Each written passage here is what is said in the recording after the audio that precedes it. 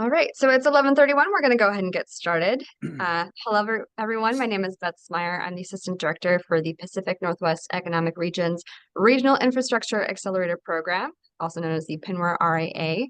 I'm really excited to welcome you to our 2024 program launch event. The PNWER RAA program was first established in 2022, and we are initiating our second round of funding with a new slate of projects, a whole new program area, and we're really excited to have you all here to hear a bit more about what we'll be working on, hear for our subrecipients about the things that they're excited to be working on with us, and answer some questions at the end of the call. Throughout this webinar, please be sure that you're putting your questions into the Q&A box so that we can get through them.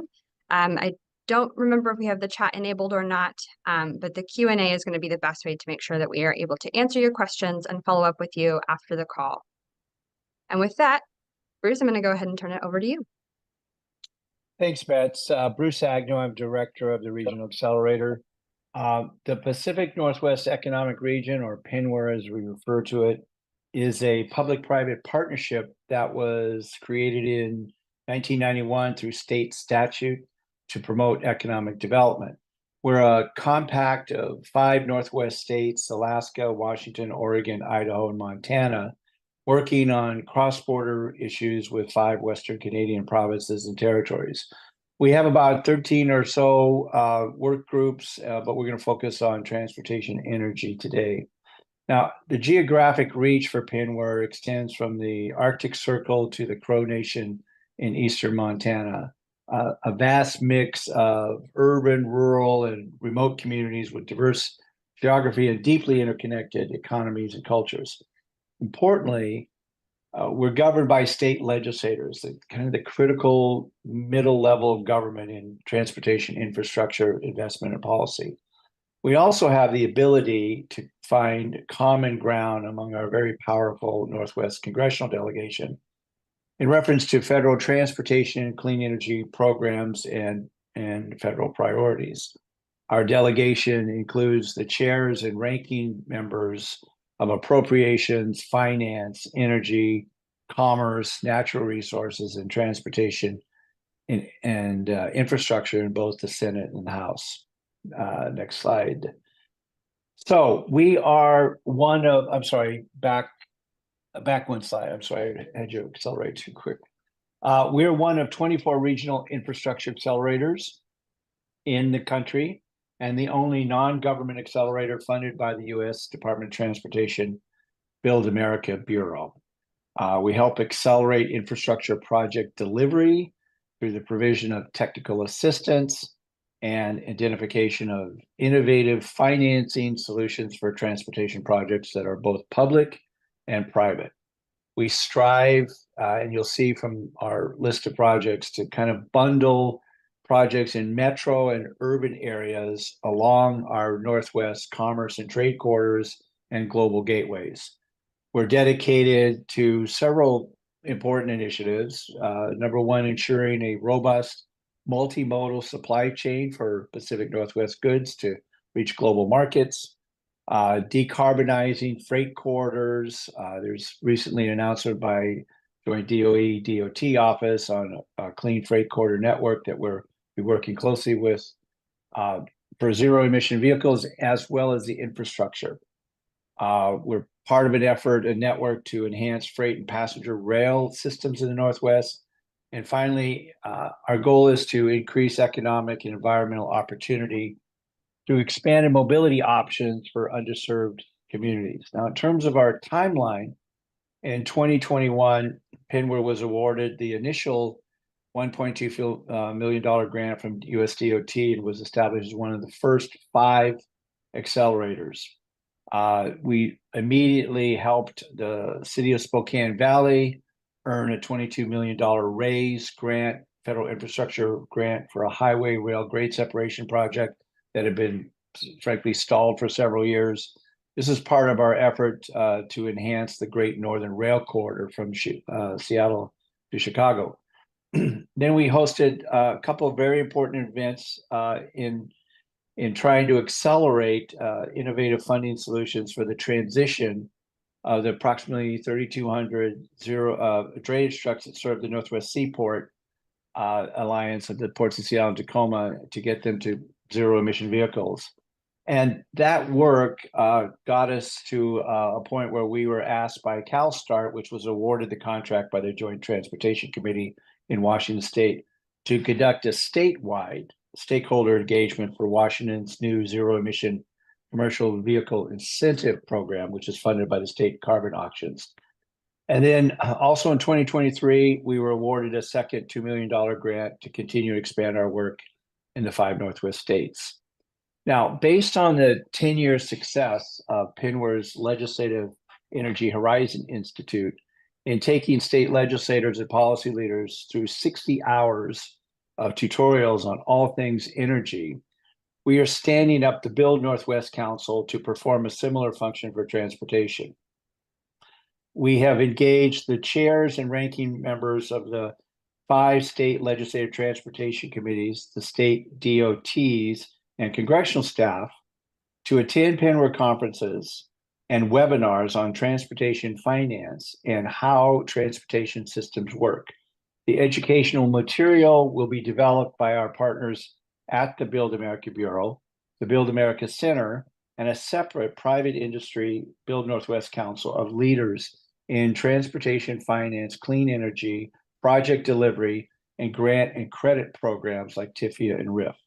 Now, at the micro level, Build Northwest will help smaller jurisdictions identify, understand, and navigate complex federal financing opportunities and matching programs. And as you'll hear later, we're very proud of our project partners and their grassroots statewide networks. On a macro or grander scale, Build Northwest will help convene public and private working groups to explore the systems integration of clean energy hubs and smart transportation corridors across 5 states, starting with our interstate highway system and our state arterials. We will ask the question of how best to leverage public funding with private capital to best locate the commercial charging facilities and hydrogen hubs in partnership with the transportation industry, federal energy agencies, including BPA, local utilities, and tribal nations. Now, I'm going to turn it over to Carl Ringgold at the Build America Bureau, who's going to talk a little bit about the Bureau and the relationship with our accelerator. Carl? Maybe you can hear me, please. Yes, we can hear you. Can you all hear me? Yes. Okay, great. Thank you, Bruce. Forgive me for not being on camera. I am actually without a computer in this moment. So I am Carl Ringgold.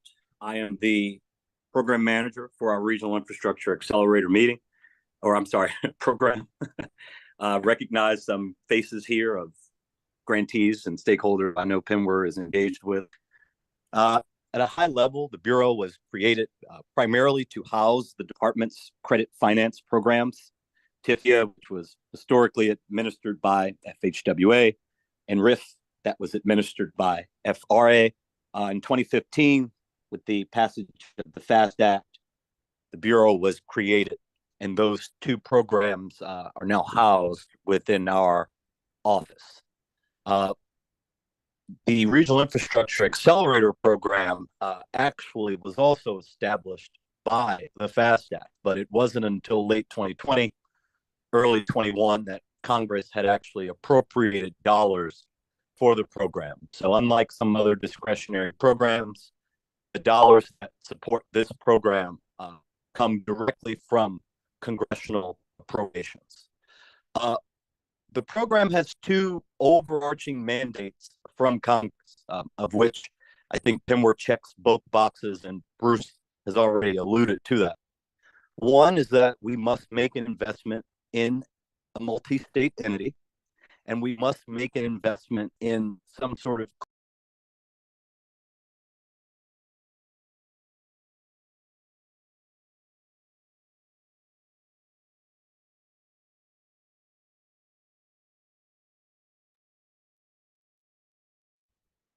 All right, it seems that we soon have lost Carl. So hopefully we'll be able to. Can you all hear me again? Yes, we are. Okay. Sorry. forgive me. So I have to make an investment in a clean energy sort of project as well as a multi-state entity, of which PNWER checks both of those boxes. One of the goals of the program, and I say goals because it is truly a goal, it is not a measure of success, but one of the goals is to see that at least some of the grantees that we're working with and some of their stakeholders by extension find interest, right, or pursue our credit finance programs. And so if there's any interest in TIFIA or RIF, particularly if you are a clean energy or transit-oriented development sort of project, we think our programs can be rather beneficial to you. We are what I consider a low dollar but high impact program.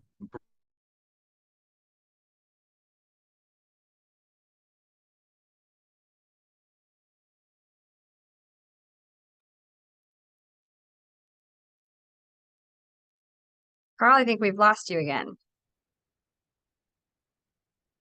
So we're actually joined by This is Morteza. Since Carl cannot talk about the program, I will just jump in and carry it from here. Carl probably knows more than I do about the specifics of the program, but I can give folks at very high level some information about why we set up the program and what we are trying to achieve. For those of you who don't know me, my name is Morteza Farajian. I am Executive Director at Build America Bureau. And as Carl mentioned, Bureau is the one-stop shop within U.S. Department of Transportation that not only has two loan programs, TIFIA and RIF, but we also have this Technical Assistance Office now, which is new. We set it up probably over the last year or two. I can't tell you exactly when it started because we were given a couple of technical assistance programs and slowly we put them under one roof, and soon we are going to hire a new director to lead this office for us. But as Carl was trying to explain, we have the coordinated efforts now to make sure that project sponsors understand how they can take advantage of innovative funding, financing, and delivery methods. It doesn't have to be necessarily borrowing from one of our programs, but we want to make sure that folks think outside the box, consider all options, look at various ways that they can move their projects forward. That's why we call this program in a Regional Infrastructure Accelerator. We truly want to accelerate delivery of these delivery of good projects using some of these innovative techniques.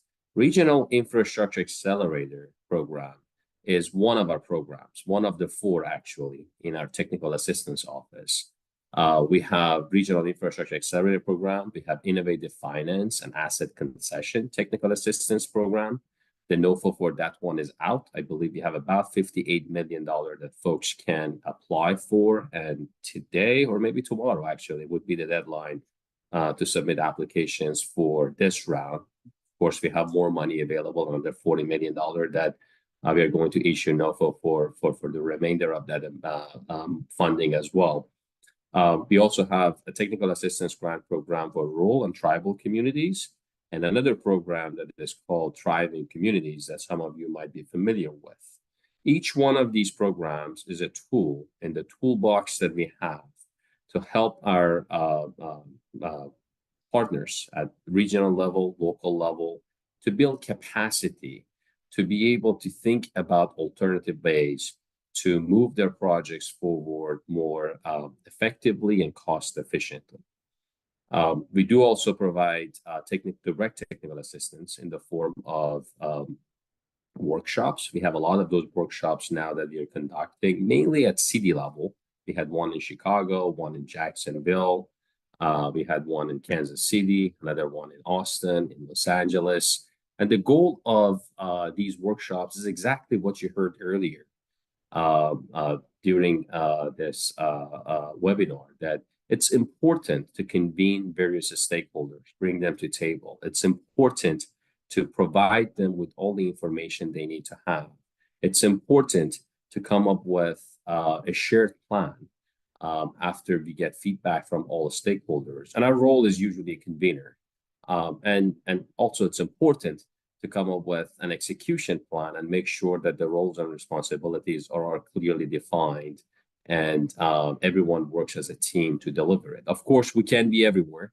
We cannot do this for every project. That's why we wanted to make sure that through Regional Infrastructure Accelerator Program, we have local presence. And PNWER, which we are here today talking about what they have done, what they have achieved, what they're planning to do, is one of the regional infrastructure accelerators that local level is doing exactly what I just talked about. So we are very happy to see the progress. We are very excited to hear about what is going to be done in the future.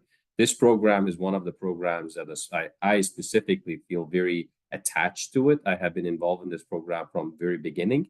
I can't say that this is my child, because there were many people who worked on this program to put it together, to make sure that we get funding from Congress and set it up the way that we have set it up. With the success story that we have had so far, no one should be surprised that we are getting more and more money from Congress, because folks on the Hill are seeing the success story. They're seeing that how much benefit from every dollar that they invest in this program, U.S. taxpayers are getting. So I'm very excited to see more progress and for what is in front of us. I personally would love to spend as much time as I can with each one of our regional infrastructure accelerators and this program in general, to make sure that we have success stories and we can communicate those success stories to others who can possibly provide additional funding to this program and help us to grow this program to the level that can even achieve more than what we have achieved together so far. So with that, I will just stop. I don't know if there will be any questions, because I just joined the meeting. I don't know what the agenda looks like. As I said, I just feel very strong about this program, and I wanted to make sure to spend some time with you all today, to be with you and talk about this program. Yes. Thank you so much, Dr. Farajian. We're really excited that you're able to join us today. Thank you. Patty, Patty, can I have the next slide, please? Great. So I'm going to provide an overview of our program areas and the specific projects that we'll be working on within those program areas. So we have 4. One of them is new, and that's critical connections, and I'll get into that in a second. But each of these program areas that we work on has different members, different projects, different initiatives. But our overall objective across the board is to help identify ways that TIFIA, RIF, and other financing tools can help these projects move forward faster than they would on their own.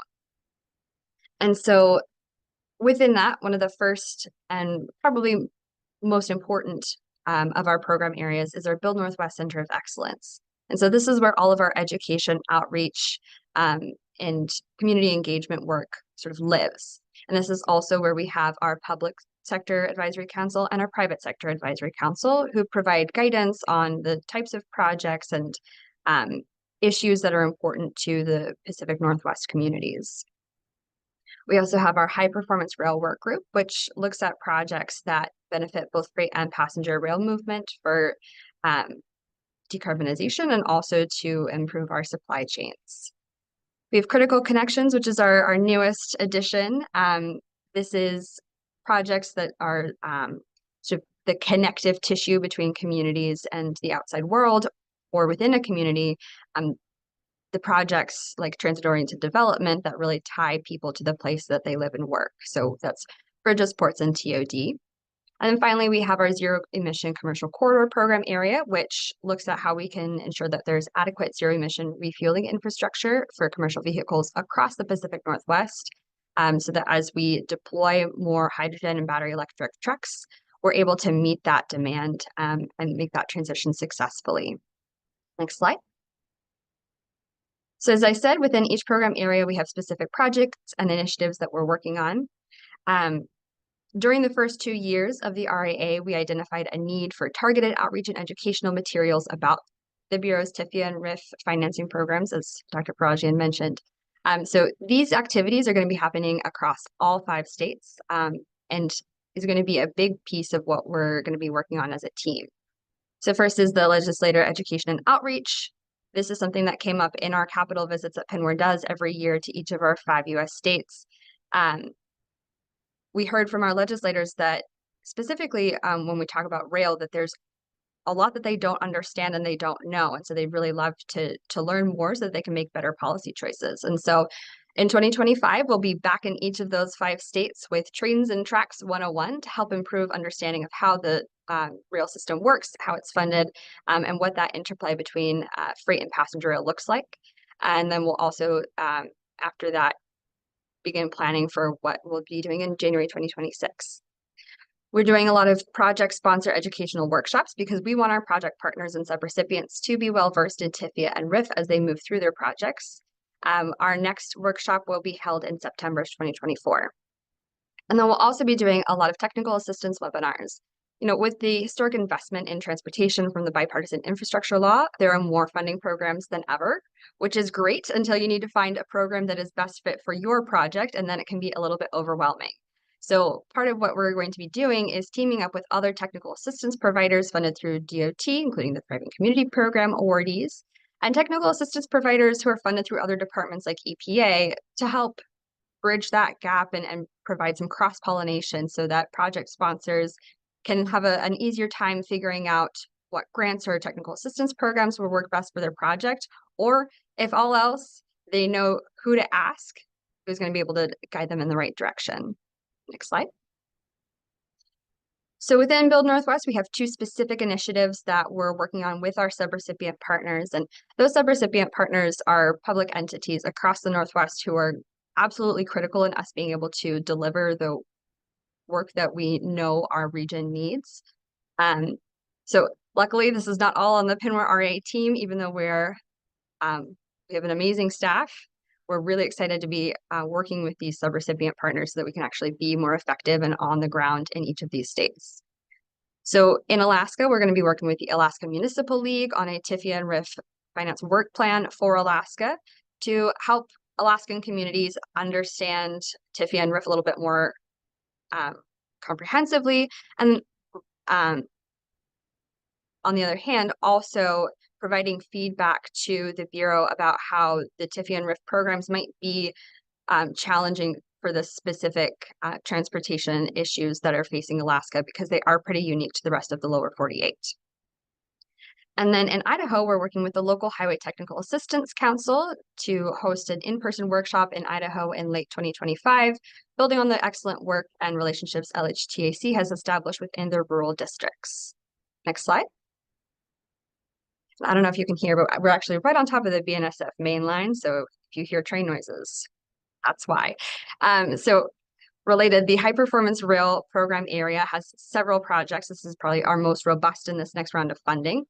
So the first we're going to talk about here is the Cascade Corridor Rail Import Improvement Strategy. This is building on some very preliminary work that was done under the first round of funding. And as we move into the second round, and as WashDOT has been awarded an FRI corridor identification grant, we're going to be working with the public and private sector partners, including the host railroads, ports, and passenger rail advocates, WashDOT, and others to accelerate the conversation around improving the speed and reliability of passenger rail service along the Amtrak Cascade Corridor, while also improving the speed and reliability of freight rail product delivery.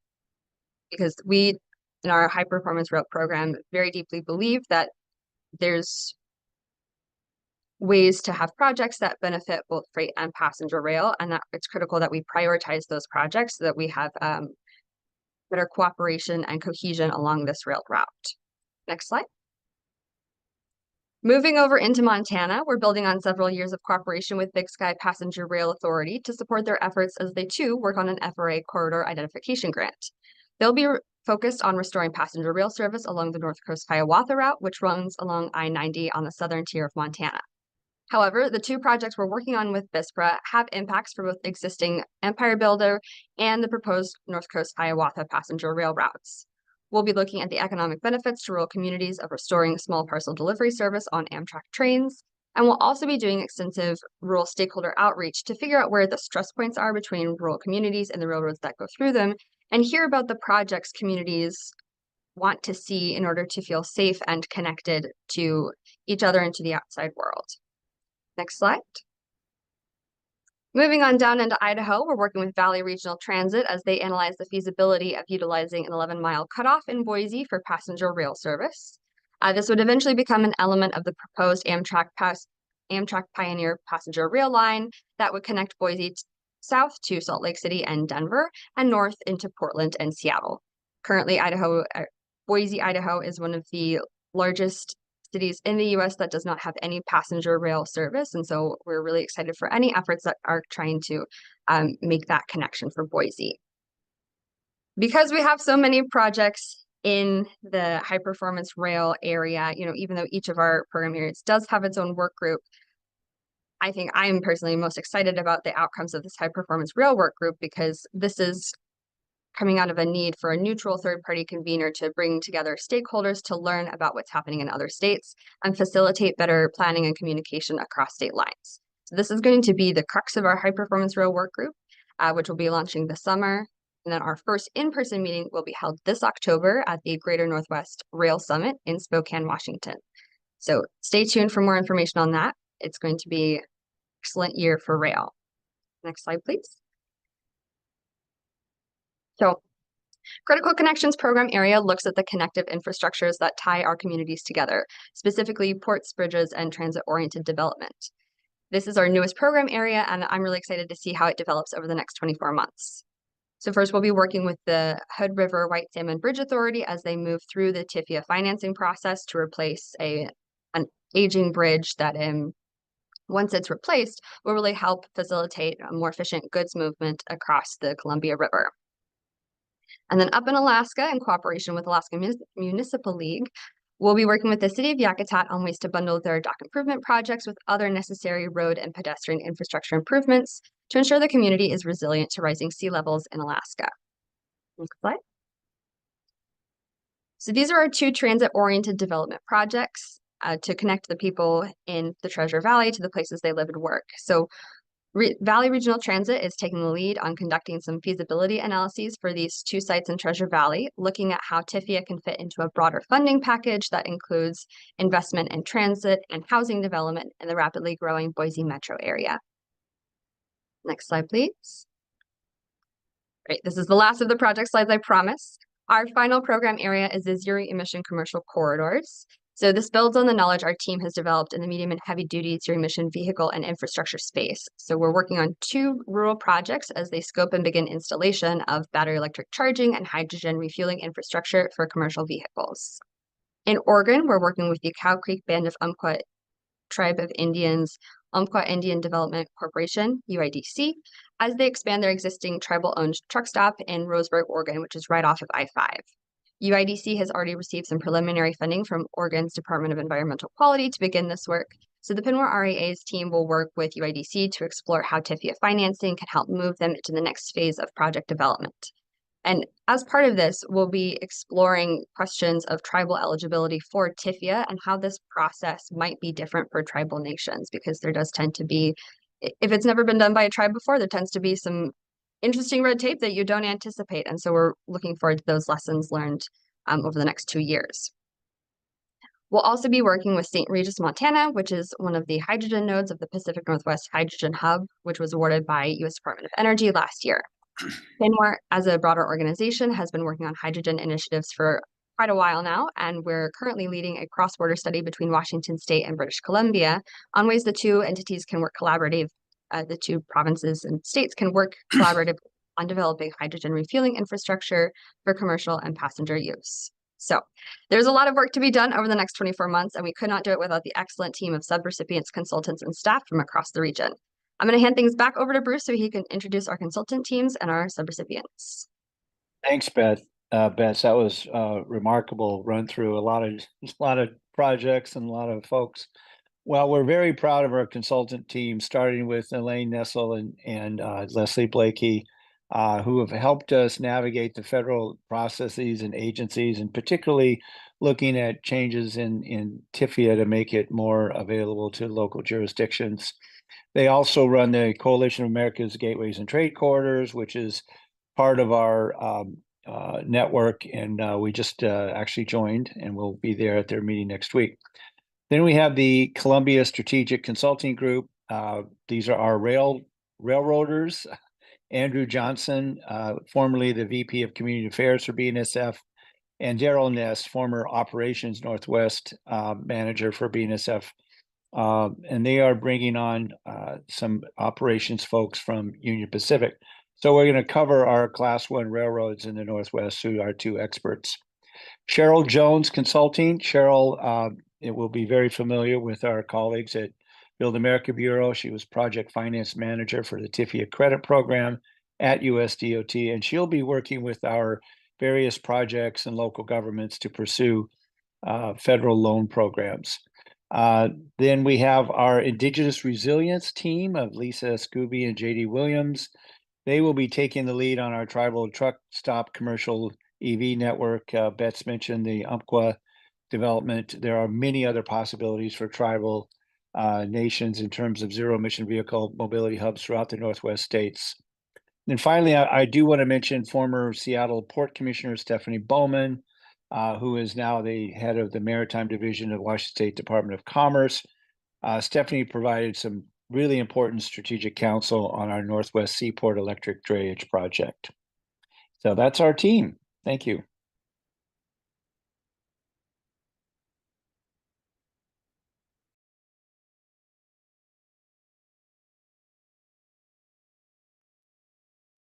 So we're going to have a couple of comments from each of the four sub-recipients. We're going to be starting with Big Sky Passenger Rail Authority. So Dave,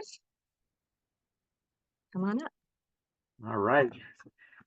Well, thank you, Bets, for the introduction, and thanks for all the great work that PNWER has and will continue to do. So Big Sky Passenger Rail Authority, for those of you who are not familiar with the authority, we are a subdivision of state government here in the state of Montana. And are there additional slides in the deck here that you can scroll to? Oh, there we go. Yes. So anyway, subdivision of state government, we were formed 3 years ago. We are a formation of counties across the state of Montana. We currently have 19 member counties stretching across the entire state. And we came together for the main purpose of seeing what we could do to restore passenger rail service to the southern tier of Montana, while at the same time supporting passenger rail service by way of the Great Northern Corridor, the Empire Builder, and also seeing how we can find synergy between freight and passenger operations. Next slide. So a couple of the precursors for what we are embarking on with the PNWER RIA are the fact that we are this main route that we are the sponsor of, the North Coast Hiawatha route stretching from Chicago to Seattle and possibly Portland through southern Montana, is one of the preferred routes in the Federal Railroad Administration's Amtrak Daily Long Distance Service Study. Next slide. And so beyond that, we are also in the corridor identification program of the Federal Railroad Administration. While the long distance study will result in a report to Congress later this year with recommendations as far as long distance, that means 750 miles or greater in length, routes across the country that could be restored or created brand new, the corridor identification program is the mechanism by which the FRA and USDOT will move projects forward into the project development pipeline. And I'm happy to report that the Big Sky Passenger Rail Authority was successful as being the sponsor for the North Coast Hiawatha route, being the only new long distance route in the entire United States that is included in corridor ID. Next slide. So in terms of what we are currently working on in 2024 and how that meshes with the Regional Infrastructure Accelerator slate of work coming up here, we are, as you can see on the screen, we are strong advocates of high performance rail. And what that means in the case at hand here is, as Betts covered earlier, we are going to be looking at a small parcel delivery analysis across both the Great Northern Corridor that would be serviced today and is serviced today by the Empire Builder operated by Amtrak, but also what small parcel delivery might mean for restored service along the North Coast Hiawatha route. We'll also be working and collaborating with communities across both of these corridors, looking at from both a safety and an operational standpoint, how we can improve both freight and passenger operations. And this will have a heavy focus on rural and tribal communities. So we're super excited to kick that off. In addition, as a great example of what this might mean in practice, is a project that we recently got $15 million for through the FRA Sped State Partnership Program. And this is basically focused on unclogging a bottleneck along the Great Northern Corridor up near Malta, Montana, that facilitates both passenger and freight operations. We see our community engagement work with PNWER as setting the stage for identifying additional projects like that that create those synergistic points between freight and passenger operations. We'll also be working this next year on how the work that we're doing can connect with the hydrogen hubs across the region. And finally, remembering that we need to be thinking about cross-border connectivity and how can we connect up passenger operations, passenger rail operations to Canada. And in the case of Montana, that specifically means Alberta. So a great year to come, and happy to answer any questions that folks might have later. Excellent. Thanks so much, Dave. Elaine?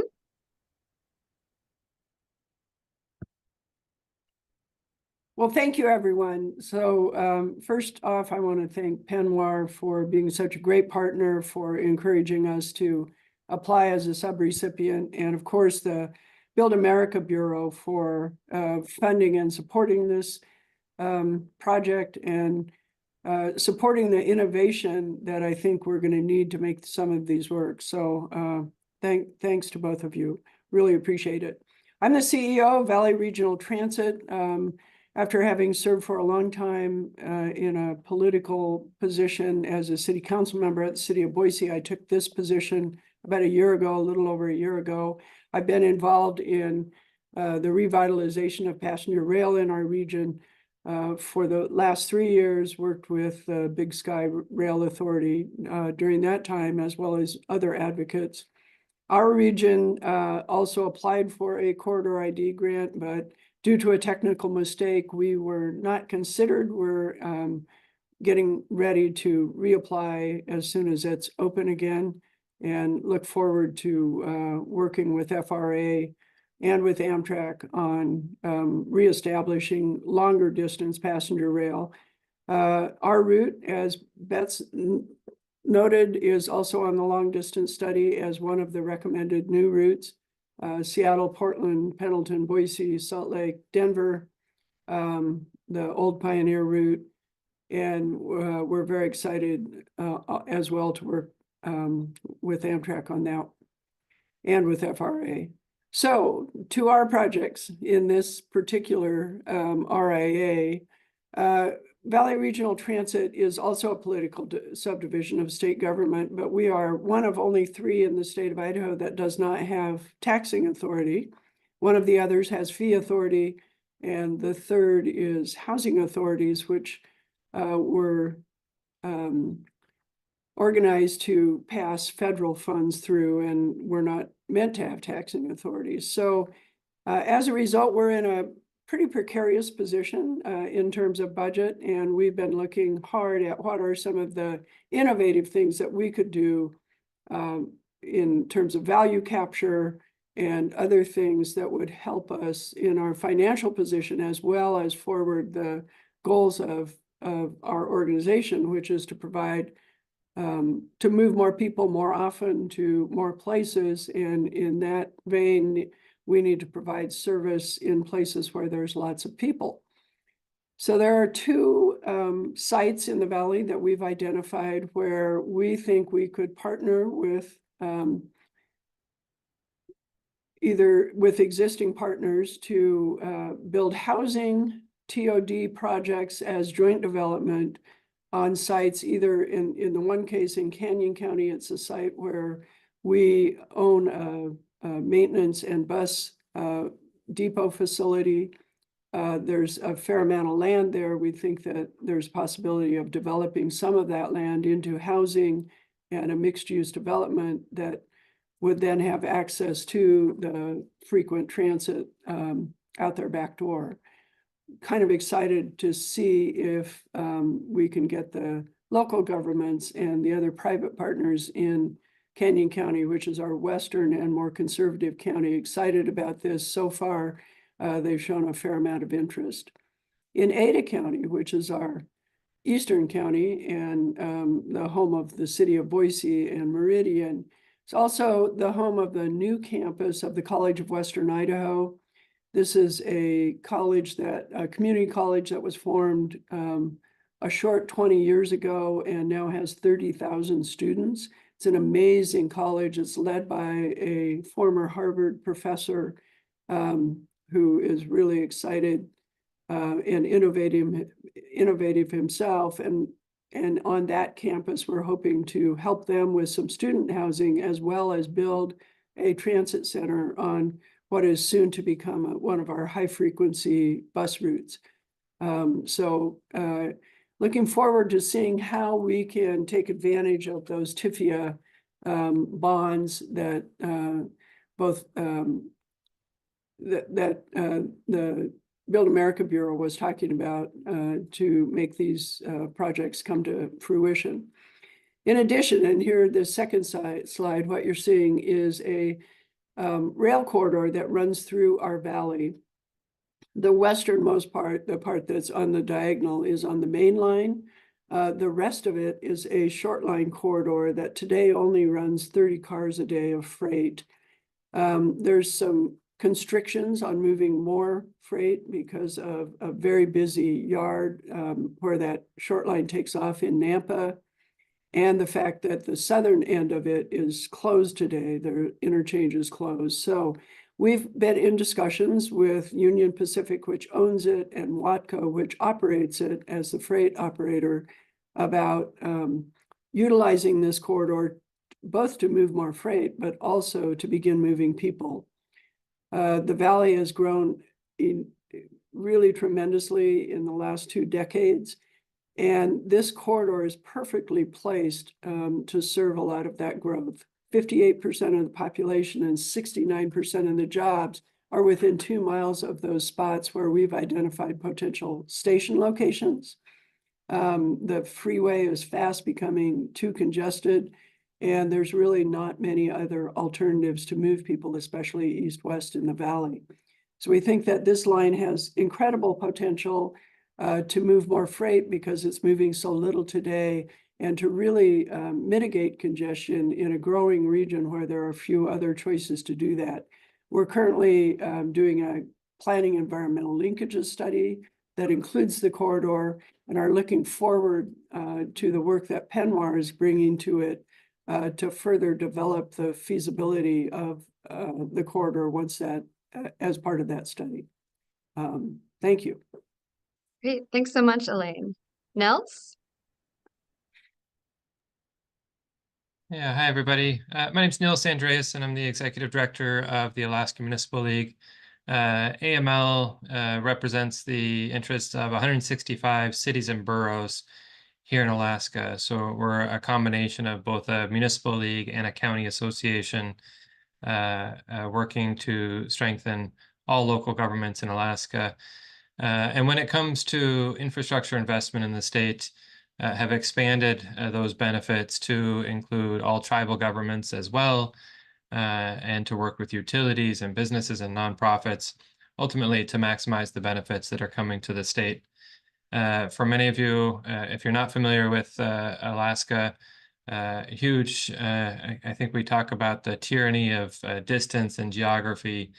So hundreds of rural communities with fewer than 1,000 people, unconnected by roads, a lot of seasonal traffic driven by either air or water.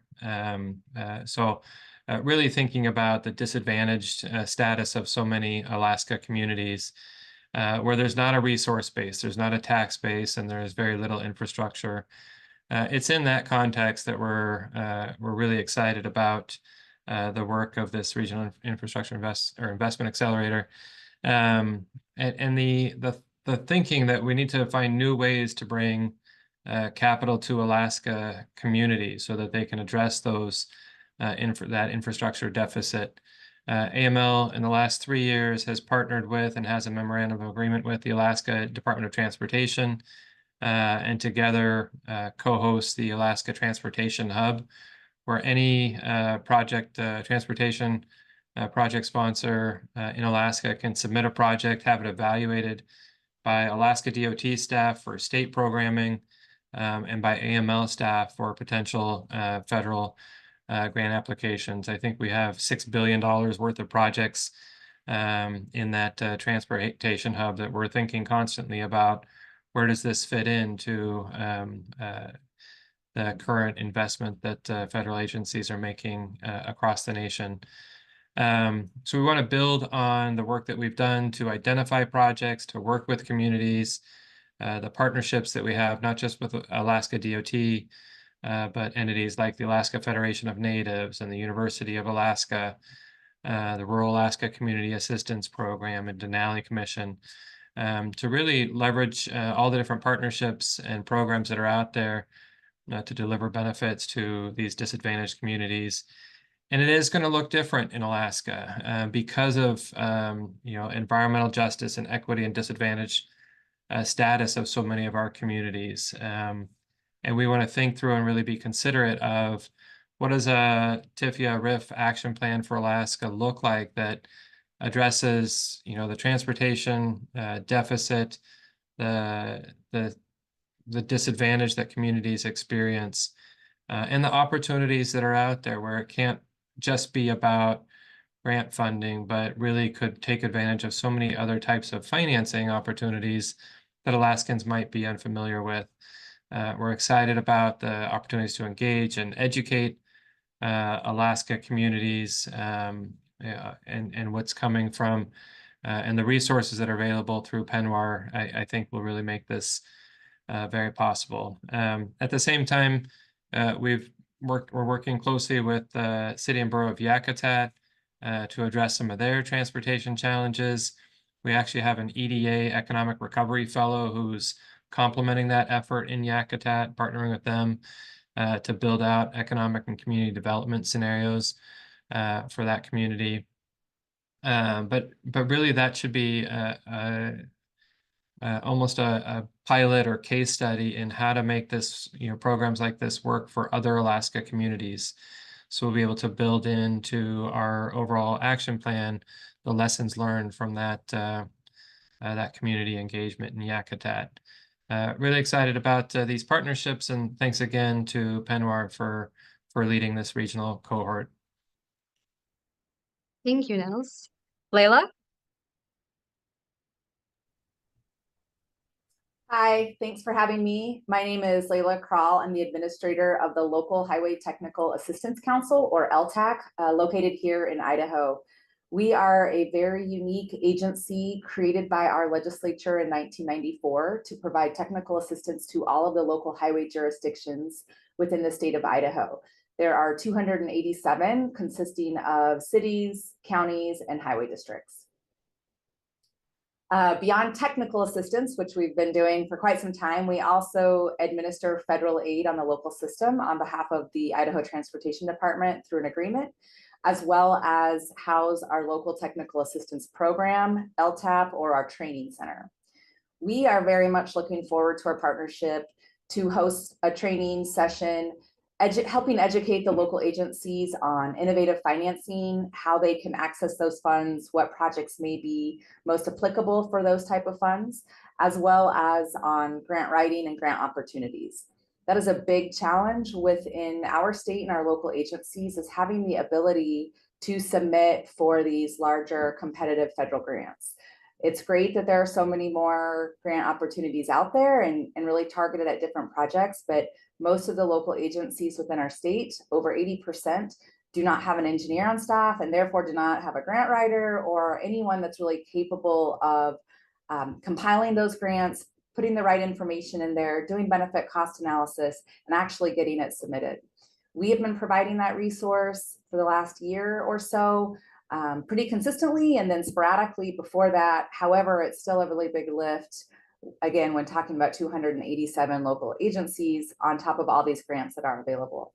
We think that that relationship and partnership will help accelerate some of the projects and put the locals in Idaho with that opportunity to be more successful in the future with these federal competitive grants.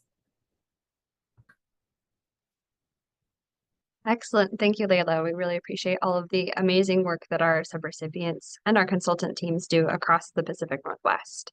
I'm going to turn things over to PNWER's CEO, Matt Morrison, to wrap us up before we turn it over to the questions.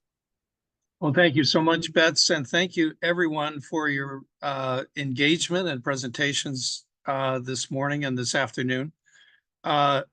The RIA is exactly what PNWER was designed to do, to share best practices, educate community and state leaders across the region, and provide support for the economic resilience and advancement of the entire region.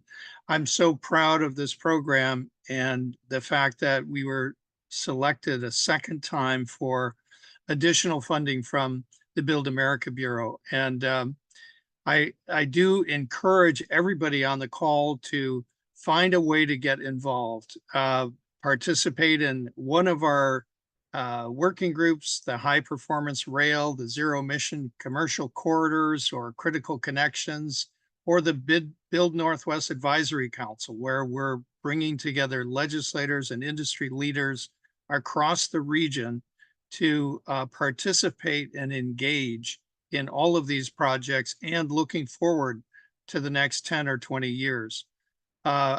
We really hope that all of you will be able to join us in Whistler on the next slide, where we're going to have our annual summit. 500 to 600 industry, legislative, and community leaders will be joining us there in Whistler, BC.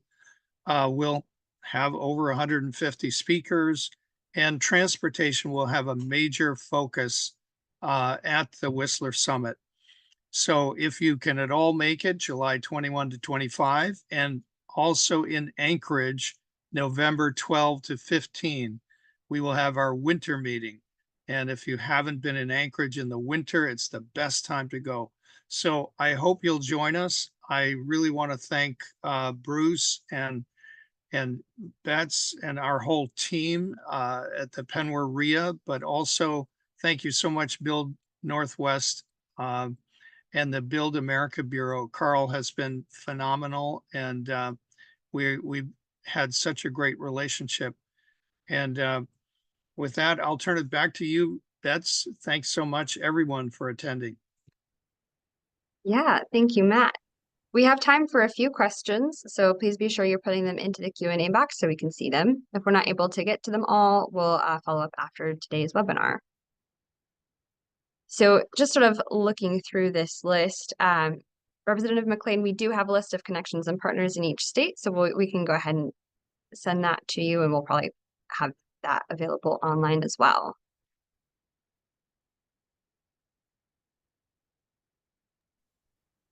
One of the questions I have for the subrecipients and anyone else on the call is, when you're thinking about the TIFIA and refinancing programs, what are some of the things that you're excited to learn more about over the next couple of years?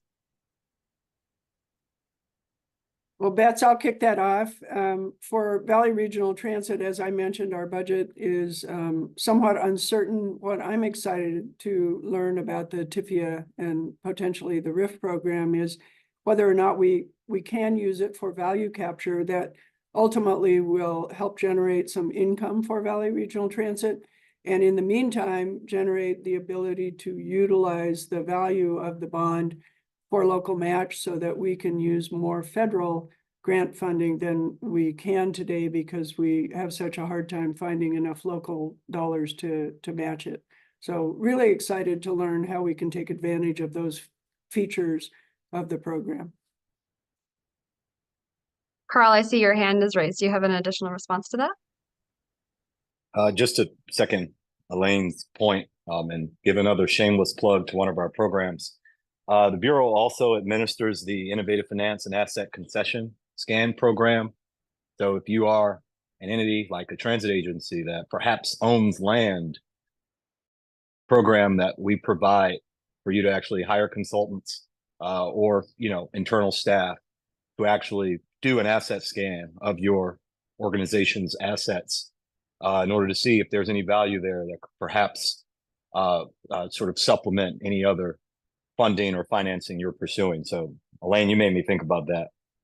And I see a question from a Karen Morgan that I can attempt to answer.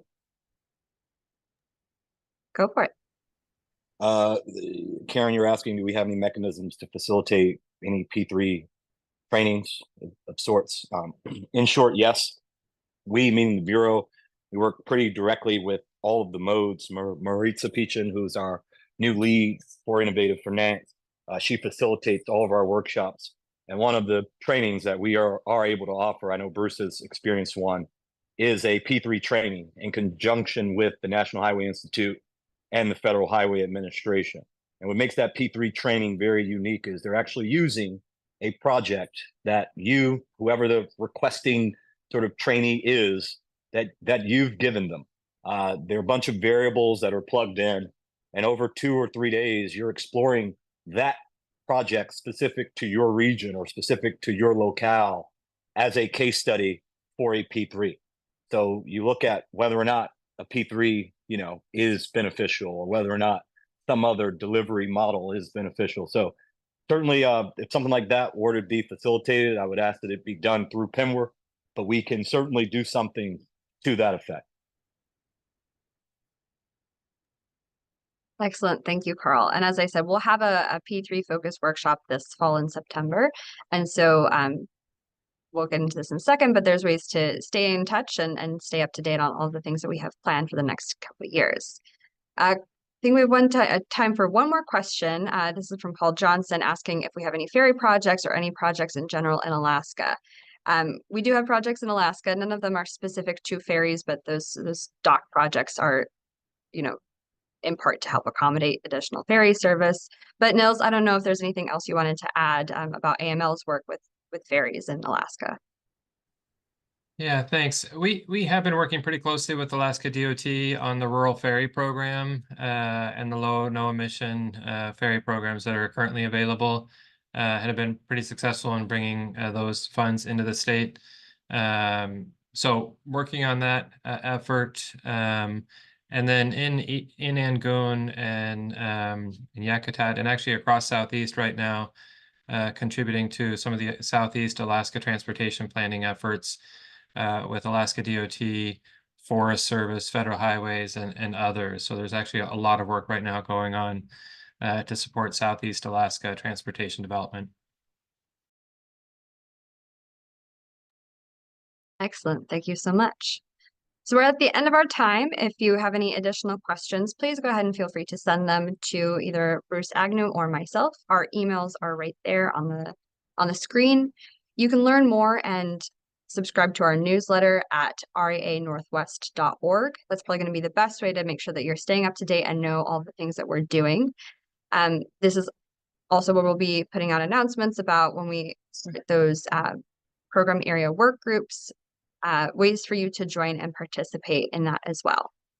So with that, thank you all so much for your time today. It's been really great to hear your questions and listen to all of our subrecipients. We are really excited to be starting this new slate of projects and can't wait to keep you all up to date on all the exciting things we have planned over the next 2 years. Thanks and have a great rest of your day.